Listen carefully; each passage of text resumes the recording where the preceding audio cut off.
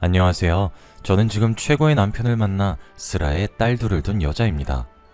남자 주인공이 마마보이인 드라마를 보다 문득 오래전 일이 생각나서 이렇게 글을 써보게 되었습니다. 저는 사실 현재 딸을 낳고 살고 있는 지금의 남편과의 결혼이 처음은 아니에요. 지금의 남편과 결혼하기 전 한 번의 시행착오가 있었죠. 제가 보고 있던 드라마 남자 주인공처럼 전 남편이 심각한 마마보이였는데요.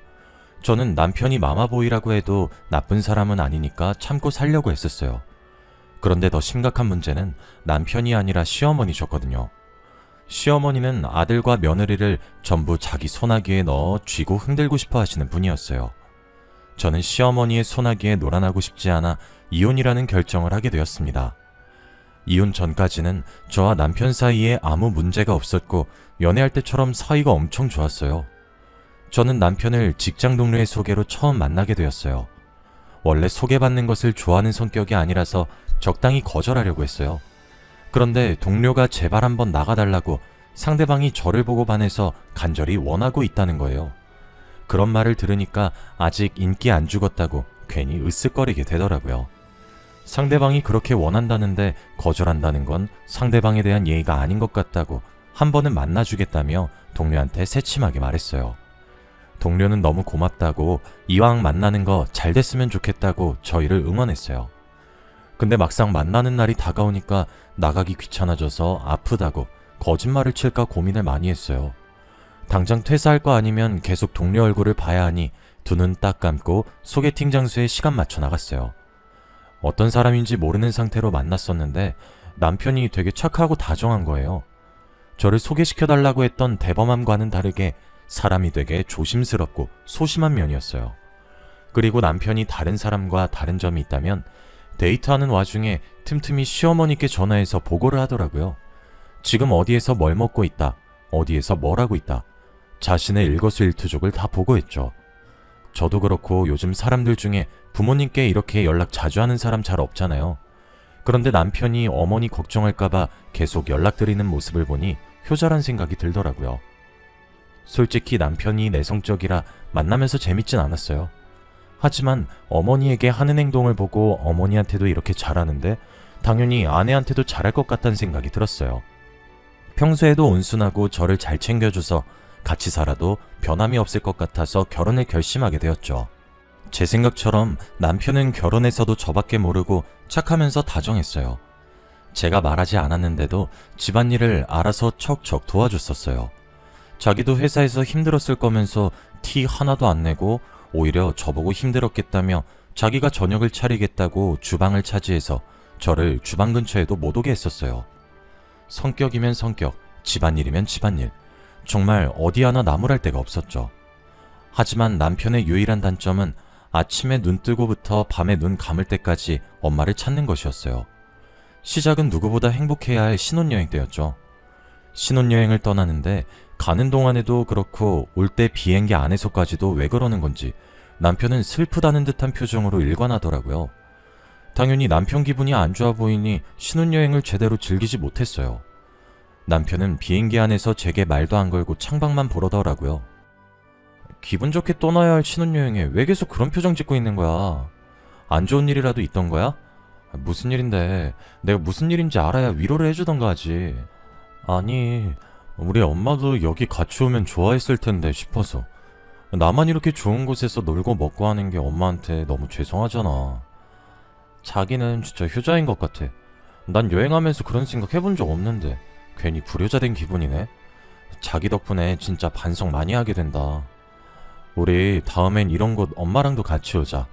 우리 엄마 아직 해외여행 한 번도 안 해봤거든. 아마 엄마도 데리고 오면 엄청 좋아하실 것 같아. 그래, 그러자. 어머님 데리고 같이 오자. 그땐 세 명이서 재미나게 놀자. 저는 그때까지만 해도 남편이 남들과는 다르게 엄청난 효자라서 그런가 보다 했죠. 결혼한 지 한 달 됐을 때쯤엔 본격적으로 남편의 입에 엄마가 라는 말을 입에 달고 다니기 시작하더라고요. 시어머니께서 어디서 또 뭘 들었는지 남편한테 아침 일찍부터 전화를 했나봐요. 저는 주방에 있었는데 남편은 안방에서 전화를 받더니 서랍안을 미친듯이 뒤지기 시작하는 거예요. 여보, 뭘 그렇게 찾아? 내가 찾는 거 도와줄까? 못 찾는데 무작정 그렇게 뒤진다고 물건이 나오겠어? 그래서 필요한 게 뭔데? 빨간 양말. 그림도 없고 줄무늬 같은 것도 없는 새빨간 양말. 나 오늘 출근할 때 그거 신고 가야 돼. 엄마가 그거 신고 가라고 방금 전화 왔어. 뭐? 빨간 양말? 어머님은 뜬금없이 당신한테 그걸 왜 신으라고 하시는데? 그냥 위에 있는 아무 양말이나 신고 가면 안 되는 거야? 아니면 빨간색이랑 비슷한 이 버건디는? 안 돼, 빨간색이어야 돼. 엄마가 꼭 그거 신고 가라고 했단 말이야. 오늘 신고 가야 하루 운세가 좋다고 했어. 나 그거 신고 출근해야 돼. 여보, 그건 다 믿거나 말거나야. 난 또 뭐라고. 겨우 그것 때문에 이렇게 서랍을 다 뒤집어 놓은 거야? 겨우 그거라니. 우리 엄마가 오늘 무조건 그거 신고 가라고 했단 말이야. 양말이 이렇게 많은데 왜 빨간 양말은 없는 거야? 회사 가는 길에 하나 사야겠다. 시어머니는 어디서 들은 건지 모를 하루 운세 때문에 남편한테 전화를 했고, 남편은 또 시어머니 말을 듣고 무조건 빨간 양말을 신어야 한다고 말도 안 되는 고집을 피웠어요. 아무거나 신고 가라고 달래보려고 했으나 시어머니 말을 무조건 들어야 한다면서 고집불통이었어요. 저는 남편을 보며 고개를 절레절레 흔들고 아침을 마주 차리러 나갔었죠. 아침에 양말 찾느라 돌아다니는 이 정도 일은 이제 양반이에요. 저희 남편은 자신에게 일어나는 모든 것들을 시어머니와 공유를 해요. 그리고 저와 의논하기보단 시어머니와 많이 의논을 했고, 저와 싸워도 저랑 이야기해서 풀 생각을 안 하고 바로 시어머니께 말을 했어요. 그럼 저는 시어머니한테 전화로 혼이 나곤 했었죠. 아가, 나다. 너 또 우리 아들이랑 싸웠니? 내가 들어보니까 그렇게 화낼 일도 아닌 것 같더만. 넌 왜 이렇게 우리 아들을 못 잡아먹어서 안달인 거니? 어머님, 제가 남편을 못 잡아먹어서 안달인 게 아니라요. 몇 번이나 말했는데 남편이 안 고치니까 화가 나는 거죠. 제가 한번 말했을 때 남편이 고쳐주면 이렇게까지 화냈겠어요? 사람이 어떻게 완벽할 수 있겠니? 사람이니까 실수도 하고 그런 거지. 실수하는 게 그렇게 용납할 수 없다면 넌 그럼 로봇이랑 결혼하지 그랬니? 매번 이런 식으로 남편과 싸우면 시어머니와 싸우는 건 덤이었어요. 항상 뭔 일이 생기면 2대1로 싸우게 되니 지치는 건 저였죠. 또 한 번은 결혼 후 맞은 두 번째 명절에 있었던 일이었어요. 저희 가족은 몇 년 전부터 명절에 제사를 지내지 않고 단체로 여행을 갔었어요. 역시나 남편은 가족들과 함께 가는 여행에서도 계속 울상을 짓고 있더라고요. 신혼여행 때 일이 생각이 났고 또 시어머니가 생각난 건가 했어요. 여보, 또 표정이 왜 그래? 어머님 생각나서 그래? 얼마 전에 어머님이랑 셋이서 같이 놀고 왔었잖아. 근데 또 왜 그래? 그거랑 이거랑 다르지. 여긴 경주고 거긴 속초였잖아. 나 솔직히 조금 서운해. 우리 엄만 가족 아니야? 사돈이잖아. 같이 올 수 있는 거 아니야? 여보, 생각을 해봐. 우리 부모님이랑 우리 부부만 온 것도 아니고 우리 언니 오빠 부부도 같이 온 거잖아. 그런데 우리 어머님까지 오시면 얼마나 불편하겠어. 당신은 우리 엄마가 불편해? 우리 엄마가 당신을 얼마나 생각하는데 잘 알잖아. 근데 당신이 어떻게 그렇게 말할 수가 있어? 그동안 우리 엄마를 불편하게 생각했던 거야? 그런 게 아니잖아. 내가 아니라 다른 식구들이 불편해한단 말이었어. 같이 놀면서 친해지면 되잖아. 우리 가족이 많은 것도 아니고 겨우 어머니 한 분뿐인데. 지금 어머니 혼자서 얼마나 외롭겠어. 당신은 그런 생각 안 했어? 그렇겠네. 어머니 많이 외로우시겠네. 그렇지만 우리 결혼하기 전부터 우리 집안이 명절 보내는 방식이고, 따지고 보면 우리 언니 오빠 부부도 시댁 식구 처가 식구 안 데리고 오잖아. 우리도 똑같은 거야. 제가 그날 저희 가족들 보는 앞에서 찡찡거리는 남편을 얼마나 달랬는지 몰라요. 한두 살 먹은 어린애도 아니고 입이 오리마냥 나와서는 시어머니 안 모셔왔다고 따지는데 가족들 보기 얼마나 창피했는지 몰라요. 덕분에 가족들도 저희 남편 눈치 보느라 제대로 즐기지도 못하고 저는 가족과 남편 둘 다 눈치를 봐야 했어요. 저는 그날을 기점으로 더 이상 남편이 단순히 시어머니 생각을 많이 하는 효자 아들이 아니라 정도가 다소 지나친 마마보이라고 생각을 했어요. 시어머니는 남편이 자기 말이라면 찍소리도 못한다는 걸 알고 그 점을 정말 잘 이용했었어요. 한 번은 시어머니께서 저녁 식사를 같이 하자고 하시는 거예요. 저는 중요한 미팅 때문에 못 간다고 다른 날 잡아달라고 말씀을 드렸는데도 쓸데없는 고집을 부리시면서 오늘 당장 먹어야겠다고 하시더라고요. 저는 도저히 안 될 것 같아서 남편한테 저 빼고 먹으라고 연락을 했어요.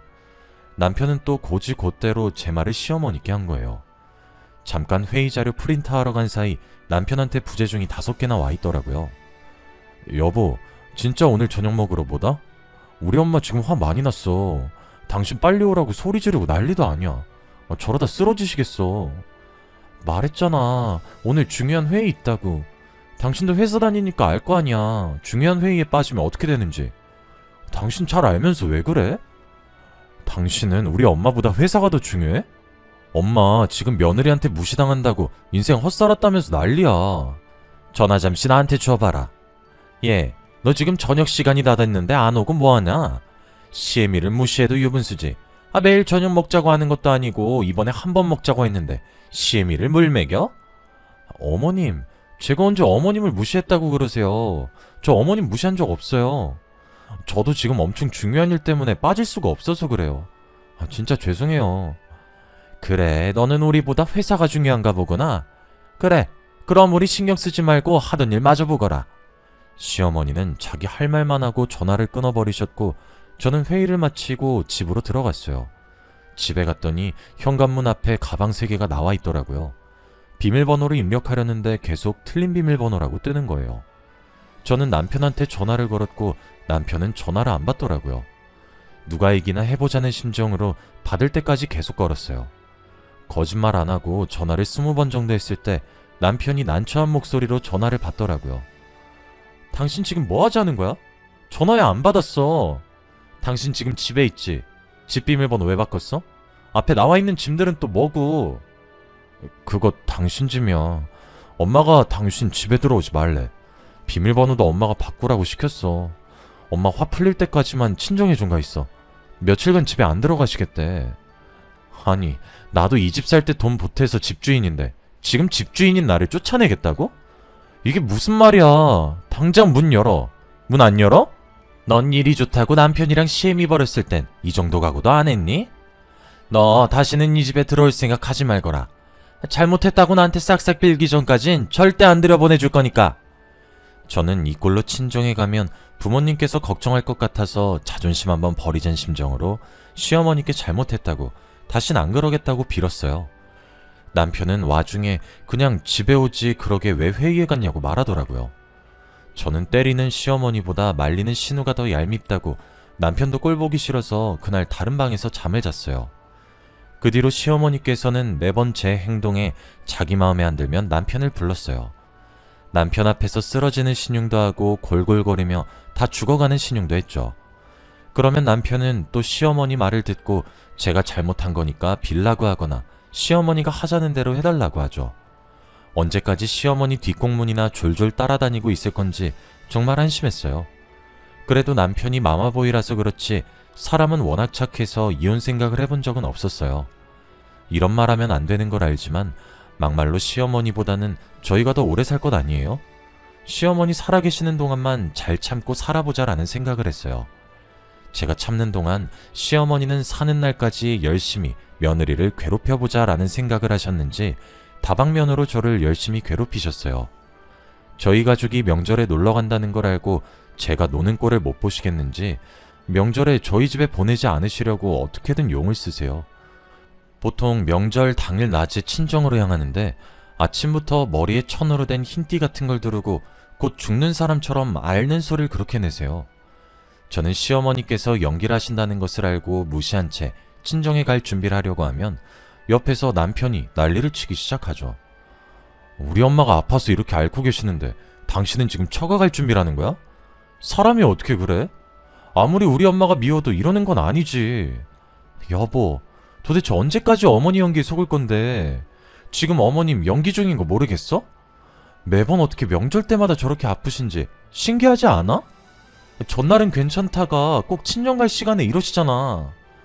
당연히 그러시겠지. 어제 명절 음식 만드느라 얼마나 힘드셨겠어. 어제 그 고생했으니 오늘 몸살 나는 게 맞지. 말은 똑바로 하자. 고생은 내가 다 했어. 명절 음식 내가 다 했다고. 어머님 하신 거 하나도 없으셔. 게다가 식구가 많은 것도 아니고 우리 셋밖에 없어서 음식을 다른 집보다 많이 하지도 않았어. 아휴, 시애민 이렇게 아파 죽는데 며느리 나보고 꾀병이라고 하네. 아이고 인생 엇살았어. 내가 죽어야지. 이렇게 살 바에 콱 죽어버려야지. 엄마 그게 무슨 말이야. 엄마가 죽긴 왜 죽어. 그런 말 하지 마. 당신 진짜 너무한 거 아니야? 누가 더 일을 많이 했든 지금 엄마 아프잖아. 그럼 당신이 어머님 보고 있어. 난 친정 갈 테니까. 나는 어머님이 연기하는 거 넘어갈 정도로 순진한 사람 아니야. 저는 시어머니께서 연기를 하든 말든 남편을 시댁에 두고 혼자서 친정으로 향했어요. 가는 동안에 전화폭탄이길래 명절이 끝날 때까지 안 킬 생각을 하고 전화를 아예 꺼버렸어요. 그랬더니 남편이 시어머니는 어쩌고 친정까지 저를 찾아온 거예요. 저는 드디어 시어머니가 연기한 걸 알아차리고 온 건가 했는데 시어머니께서 다 죽어가는데 어떻게 시어머니 버리고 여길 올 수 있냐고 저를 데리러 온 거더라고요. 남편의 말을 듣고 저희 부모님은 또 저를 시댁에 보내려고 하시는 거예요. 시어머니가 연기하는 거라고 했는데 어머니는 그래도 그러는 거 아니라고 일단 시댁에 가보라고 하더라고요. 결국 저는 남편 손에 이끌려 시댁으로 다시 갔고 시어머니는 머리에 두르고 있던 걸 치우고 거실 소파에 앉은 채로 팔짱을 끼고 저를 째려보고 계시더라고요. 톡한 건? 예, 너는 시애미가 아파서 누워있는데 그렇게 놀러가고 싶디? 아픈 시애미 혼자 두고 지네 애미애비랑 하하호호 웃으면서 놀고 싶더냐고. 어머님이 아픈 척 연기하신 건데 제가 놀러 못 갈 이유가 있나요? 한두 번도 아니고 2년 동안 명절마다 이러시는 거 지겹지도 않으세요? 그래, 너 노는 꼴 보기 싫어서 연기했다. 독해 빠져서는 어떻게 시애미가 아파서 골골거리는데 눈 하나 깜짝 안 하니? 시어머니는 아들을 자기 소나기에 넣고 쥐락펴락하고 있는 것처럼 저도 자기 소나기에 넣고 쥐락펴락하고 싶었는데 마음처럼 쉽지 않자 제게 폭언을 했어요. 남편은 시어머니가 정말 아픈 척 연기했다는 걸 알고 충격을 받았는지 한동안은 버릇처럼 말했던 엄마 얘기도 하지 않고 안부 인사도 드리지 않았어요. 하지만 습관이라는 게 무섭다고 한 달도 안 돼서 다시 안부 연락하고 입에 엄마라는 소리를 다시 달고 살았죠. 그러다가 결혼 후 남편과 둘이서만 여행 간 적이 없는 것 같아서 둘이서 여행을 가자고 했어요. 하지만 남편은 어떻게든 꼭 시어머니와 동행하려고 하더라고요. 제주도 어떠냐고 했더니 시어머니가 흑돼지 좋아한다고 같이 데리고 가고 싶다고 하고, 대구 어떠냐고 했더니 시어머니가 막창 좋아한다고 데리고 가고 싶다고 하는 거예요. 무슨 지역을 말하든 시어머니가 이런 음식 저런 음식 좋아한다고 같이 데려갈 생각밖에 안 하는 거예요. 저는 항상 시어머니와 함께 갔으니 이번엔 단둘이서만 가자고 했어요. 남편은 제 말에 입을 또 삐죽 내밀더니 여행은 다음에 가자고 하고 방으로 들어가더라고요. 진짜 남편이 저럴 때마다 한숨밖에 안 나오고 뒤통수 한 대 갈겨주고 싶은 거 마지막 남은 인내심으로 겨우겨우 간신히 참고 있었어요. 그런데 남편이 그걸 또 시어머니한테 다 말했나 봐요. 시어머니가 남편한테 저희 여행 계획을 듣고 저희 집으로 찾아오셨더라고요. 어머님, 갑자기 저희 집엔 무슨 일이세요? 오신단 말씀 없으셨잖아요. 네가 우리 모자 사이 갈라놓으려고 아주 난리를 치는구나. 우리 아들은 엄마랑 여행 가고 싶어서 의견 내는데 너가 매번 우리 아들 의견 싸그리 무시한다며? 어머님, 그게 아니고요. 저희 항상 셋이서 여행 가고 단둘이서 간 기억이 신혼여행 말고는 없어요. 오랜만에 둘이서 오붓하게 여행 좀 가려고 했죠. 절대 둘 사이 갈라놓으려고 했던 거 아니에요. 오해예요. 그래, 시애미가 싫어서 죽겠지 아주. 어떻게든 나랑 안 가려고 용을 쓰는구나. 그냥 나보고 죽으라고 코살 지내지 그러니? 그럼 둘이서 여행 마음껏 갈 수 있겠네. 무슨 말을 그렇게 하세요. 전 정말 그럴 의도 없었어요. 솔직히 저희 여행 가면서 어머님 안 모시고 간 적 없잖아요. 한 번 정도는 둘이서 갈 수 있는 거 아니에요? 시어머니는 제가 남편과 자신의 사이를 갈라놓으려고 수작을 부린다고 생각하시면서 말도 안 되는 말을 계속 하시는 거예요. 저는 남편을 째려보았고 남편은 저와 눈이 마주치자 아무 말도 못하고 어머니 뒤에 숨어가지고 자신의 손톱만 매만지면서 쭈뼛쭈뼛거리고 있더라고요. 이게 이렇게까지 싸우고 있을 일인가 싶고 시어머니는 논리도 없이 저렇게 말하는데 반박할 마음도 안 생기더라고요. 저는 잠자코 아무 말 없이 시어머니가 하시는 말을 다 듣고 있었어요. 심심찮게 들려오는 욕은 물론이거니와 저희 부모님까지 거론되더라고요. 니 애미 애비가 그렇게 가르치디? 시애미 이렇게 모시라고? 사돈께서 너한테 아주 좋은 거 가르치셨네. 아주 잘 가르치셨어. 여기서 저희 부모님이 왜 나와요? 솔직히 이게 이렇게까지 혼날 일인지도 모르겠고요. 저희 부모님까지 나와야 되는 일인진 더더욱 모르겠네요. 싹바가지 없이 시애미한테 대들긴? 네 부모가 그렇게 가르쳤으니까 네가 이렇게 행동하겠지. 자식은 부모의 거울이라고 안 봐도 뻔하지. 네 애미도 시애미 이렇게 모셨나 보다. 어머님, 말이 너무 심하신 거 아니에요? 저희 부모님 교육자시고요. 누구보다 저 잘 가르치셨고요. 어머님한테 그런 말 들으실 분들 아니에요. 저는 일 더 크게 만들기 싫어서 대답을 안 하려고 했는데 부모님 얘기엔 참을 수가 없는 거예요. 그래서 시어머니는 똑바로 보고 대들었더니 시어머니는 제가 자기한테 져주지 않으니 화가 나시는지 붉어진 눈으로 다가오더니 제가 피할 틈도 없이 손을 들어서 제 뺨을 내리치셨어요. 저는 어떤 막말을 해도 괜찮았는데 뺨을 때리는 건 절대 용서할 수 없었어요.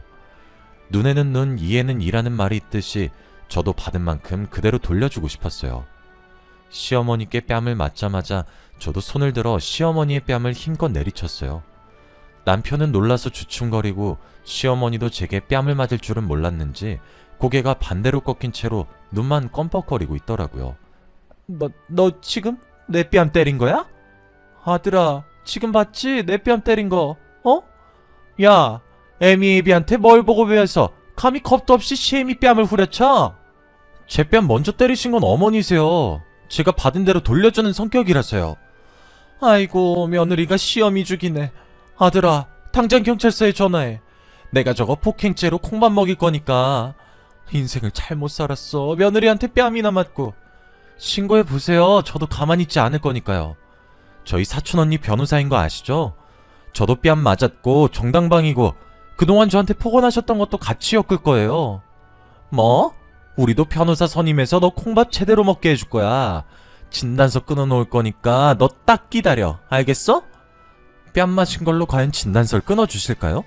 그리고 변호사 선임할 돈은 있으세요?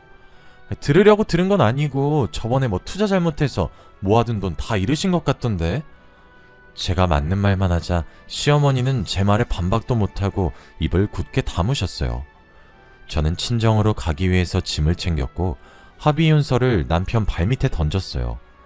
그리고 살짝 웃으면서 시어머니에겐 마마보이 아들 평생 끼고 살라고 했고 남편에겐 돈 반반 내고 산 집이니 빠른 시일 내에 집 정리해서 정확히 반 저한테 보내라고 했어요.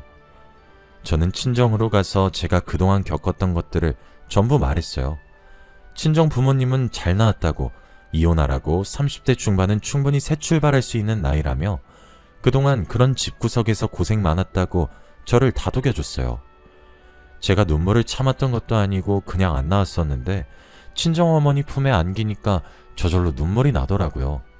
마치 누군가 제 눈에 수도꼭지를 튼 것처럼 눈물이 멈추질 않았어요.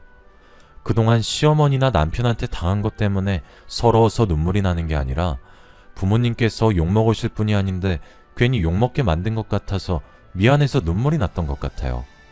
저는 빨리 끝내고 싶어서 성격 차이로 합의이혼을 했고 집도 팔아서 정확히 반으로 나눴어요. 지긋지긋하던 시댁과 모든 것이 끝났죠. 결혼은 힘든데 이혼은 뭐가 그리도 쉬운지, 막상 이혼하고 나니까 진짜 이게 끝인지 확실히 이혼한 게 맞는지 어안이 벙벙하더라고요. 마냥 속 시원할 줄 알았는데 지나온 세월이 아깝기도 하고 여러 가지 복잡한 심정이었어요.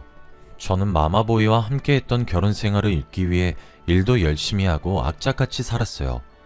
덕분에 초고속 승진도 했고 더 좋은 조건으로 다른 회사에 스카웃되어 이직을 하게 됐죠. 저는 이혼한 뒤로는 계속해서 승승장구했어요. 이직한 직장에서 새로운 인연도 만나 이렇게 다시 가정을 꾸리게 됐죠. 원래 결혼 생각이 없던 분이시라 저희 부서의 남편 혼자만 총각이었는데 저를 만나면서 마음을 바꾸셨다고 하더라고요. 저도 이혼한 지 1년도 채 되지 않았었기에 결혼할 마음은 딱히 없었어요. 그래서 저나 남편이나 결혼까지 생각을 안 했고 정말 가볍게 만났었어요. 그런데 만나다 보니 가치관도 비슷하고 웃음 코드도 비슷하고 잘 맞는 게 한두 가지가 아니더라고요. 게다가 헤어질 때마다 둘 다 아쉬워서 계속 제 집에 도착하면 남편 집 데려다 주겠다고 다시 돌아가고 남편 집 도착하면 또 저희 집 데려다 주겠다고 왔던 길을 다시 가요. 저희 얘기를 듣던 다른 직원이 차라리 결혼해서 같이 사는 게 낫지 않겠냔 말이 나왔고, 아직 결혼은 아니라고 저희가 손살에 치긴 했지만 고민을 하게 되더라고요. 저는 이혼녀인데 남편은 총각인 것도 마음에 걸리고, 이제 이혼한 지 겨우 1년 반밖에 안 됐는데 벌써 재혼을 하는 건 이른 게 아닌가 하는 생각도 들었죠. 남편은 결혼하고 싶어하는 눈치인데 제가 망설이는 것 같아서 선뜻 결혼하자는 말을 못하더라고요. 결혼을 한번 해보니까 지금의 남편이 전 남편보다 안 좋고 못 믿어서가 아니라 결혼이라는 게 쉽게 결정할 게 아니라는 걸 알게 돼서 더 겁이 났어요. 한참을 고민하다가 우직하게 아무 말 없이 기다려주는 이 남자와는 뭘 해도 될 것 같다는 생각에 결혼을 결심하게 됐고, 제가 먼저 남편에게 결혼하자고 했죠. 어쩌다 보니 진지하고 무거운 분위기가 잡혀서 남편은 괜히 왜 여자가 먼저 청혼하냐고 못 들은 걸로 하겠다면서 다음에 자신이 완벽하게 준비해서 프로포즈 하겠다고 하더라고요. 저는 단순히 웃고 넘기는 장난인 줄 알았는데 정말 눈물 콧물 다 흘릴 만큼 감동적인 프로포즈를 해줬어요. 남편이 제게 해줬던 프로포즈를 녹화했었는데 아직도 가끔 그 영상을 돌려보곤 해요. 지금 남편은 정말 한결같이 저와 아이들을 잘 챙겨줘요. 한번 실패를 한 결혼이라 두 번째 결혼은 많이 걱정했었는데 걱정했던 게 무색할 만큼 잘 지내고 있어요. 앞으로도 저희 네 가족 지금처럼만 알콩달콩 행복하게 살았으면 좋겠어요. 저의 긴 이야기는 여기까지예요. 이런 사연을 써본 게 처음이라 두서가 없지만 그래도 제 사연 끝까지 들어주셔서 정말 감사합니다.